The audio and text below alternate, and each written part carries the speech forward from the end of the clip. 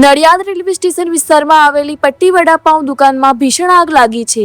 આગ લાગતા જ વિસ્તારમાં અફરાતફરીનો માહોલ સર્જાયો હતો અને લોકોમાં દોડધામ મચી ગઈ હતી। ઘટનાની જાણ થતાં નડિયાદ ફાયર બ્રિગેડની ટીમ તાત્કાલિક વોટર બાઉઝર સાથે સ્થળ પર પહોંચી હતી અને પાણીનો છંટકાવ કરીને આગ કાબૂમાં લેવાના પ્રયાસ શરૂ કર્યા હતા।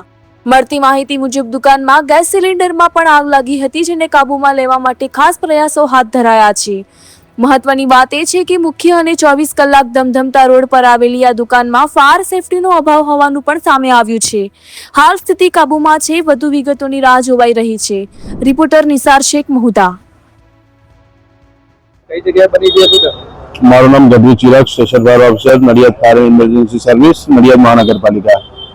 આગનો બનાવ નડિયાદ રેલવે સ્ટેશનની બહાર જે શોપિંગ આવેલું છે તેમાં પટ્ટી વડાપાઉં આવેલું છે। પટ્ટી વડાપાઉંને દુકાનમાં ગમે કારણોસર આગ લાગી હતી। એનો કોલ મળતા નડિયાદ ફાયર બ્રિગેડ ઘટના સ્થળે પહોંચી આગ બુઝાવવાની કામગીરી ચાલુ કરેલ।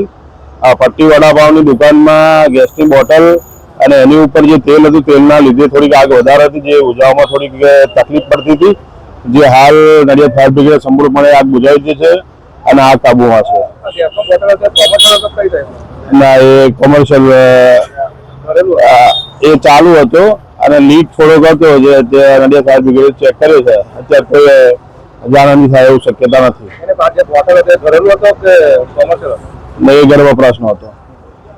આગ બુઝાવતા કેટલી વાર લાગી તમારે? આગ બુઝાવતા મિનિમમ 20-25 મિનિટ લાગી। જાનહાનિ ના, કોઈ જાનહાનિ થઈ નથી।